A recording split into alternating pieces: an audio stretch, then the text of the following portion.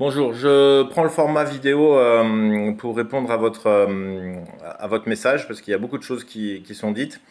La séparation, elle n'est pas très très vieille, ça dure d'il y a 6 mois. Vous n'êtes pas encore passé devant le juge, donc je pense qu'en fait votre message, vous l'avez vraiment vraiment posté au bon moment. Parce qu'il y a des erreurs à ne pas faire, que j'ai faites. Mais voilà, je relis votre mail et je vais commenter au fur et à mesure. Je suis désolé, c'est pas une vidéo qui est parfaite. Le but c'est de transmettre de l'information et une expérience, bien sûr. Mon expérience n'engage que moi et mes avis également. Bonjour Assou, je souhaiterais profiter de vos expériences, avis et expertise, s'il y en a. Séparé de ma femme, alors voilà, mariage ou pas, il faudra le savoir. Depuis mars 2024. Alors c'est pareil, c'est vous qui êtes parti, visiblement. Elle m'empêche, jusqu'à ce jour, de voir mes enfants âgés de 7 et 9 ans. Alors voilà. 9 ans, on va peut-être considérer que l'enfant est en âge de raison. 7 ans, il n'est pas en âge de raison. Donc, ça va être des choses à discuter. Bien sûr, si vous êtes assigné, la maman aura probablement déjà fait, non, peut-être que là je suis en train de dire une connerie. Elle a enchaîné les plaintes à mon encontre pour les violences conjugales inventées de toutes pièces et toutes classées sans suite. Alors là, on va être très très clair. Elle a un dossier, c'est classé sans suite, mais ça ne veut pas dire qu'il ne s'est rien passé. Si effectivement il ne s'est rien passé, en fait, elle s'est présentée devant une autorité publique et elle a réalisé ce qu'on appelle euh, une diffamation ou une dénonciation calomnieuse, je ne sais plus le terme, il faut vérifier la nuance entre les deux. Mais grosso modo, elle a menti devant quelqu'un qui pouvait donner des suites judiciaires. Et donc ça, en fait, il faut que vous le contestiez. Parce que si vous ne le contestez pas, vous aurez un dossier vide et elle aura un dossier plein. C'est pas parce qu'une affaire est classée qu'elle n'est pas vraie.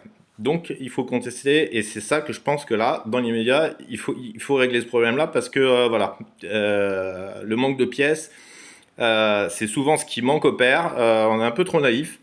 On fait pas les pièces, mais elles de leur côté, et d'ailleurs votre femme est un très très bon exemple, elle n'hésite pas. Et d'ailleurs, elle est probablement déjà conseillée depuis un moment pour agir de cette façon-là, puisque c'est une tactique bien connue pour gagner un dossier. Je n'ai aucune, je n'ai aucune interdiction de rentrer en contact avec elle, ni avec mes enfants, et refuse catégoriquement de me les laisser voir. Ok, bon, bah écoutez, ça, il faudra avoir des éléments pour le faire constater. Soit vous avez un avocat ou pas, voilà. Gardez les preuves d'une façon ou d'une autre. À la rigueur, pointez-vous avec un huissier un jour pour essayer de voir vos enfants, et puis bah, l'huissier, il, il écrira ce qu'il voit, tout simplement. Elle les manipule à sa guise, donc ça c'est toujours difficile à être très clair. Donc il faut être très prudent dans ce qu'on dit. Elle a elle-même changé les serrures de notre maison dont je suis copropriétaire sans qu'elle ait encore la jouissance du domicile et en l'absence de toute autorisation du JAF. Alors sur les serrures, moi je ne sais pas quoi vous répondre. Sur le fait qu'effectivement c'est la personne qui reste dans le domicile familial qui en conserve la jouissance. Et en fait, ça, c'est de droit, il n'y a pas besoin, le juge va faire que confirmer. Par contre, je vais vous donner un petit truc. C'est que même si vous avez quitté cette femme, euh, voilà, bah, finalement, parce que là, je vous partage une expérience personnelle, puisque finalement, j'étais coincé comme ça. Vous savez ce que j'ai dit? J'ai dit, bah, en fait, j'ai changé d'avis. Je reviens à la maison. Là, je peux vous dire que la dame, elle va être un peu coincée. Parce qu'en fait, vous décidez de réintégrer le domicile familial. Alors après, soit c'est elle qui décide de partir, et à ce moment-là, c'est elle qui a quitté le domicile, soit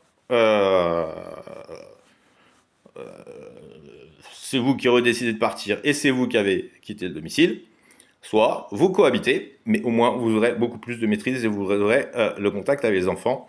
Mais croyez-moi, le fait que vous soyez présent chez vous, ça va faire avancer les choses. Voilà, pas de violence hein, surtout. Hein. Attention, attention, sachez que madame elle fait tout pour avoir des preuves et que vous allez juste peut-être commencer à essayer d'avoir des preuves. Depuis le 11 août, à la suite de multiples sollicitations de mon avocat, madame a accepté une visio avec mes enfants, 1 heure le dimanche.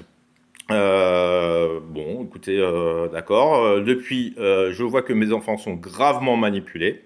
Alors, je le vois, il faut le caractériser, comme d'habitude. J'ai l'impression de parler à madame et non pas à mes enfants.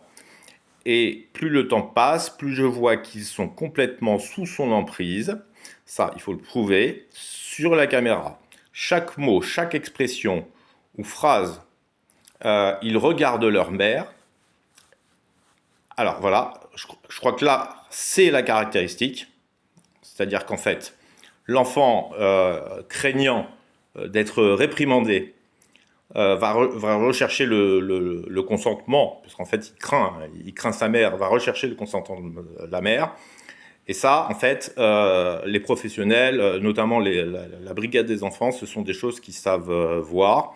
Peut-être aussi, ça peut être intéressant si vous avez une connaissance psychologue ou pédopsychiatre de parler ça, qui pourra vous donner un avis un peu plus précis par rapport à ça.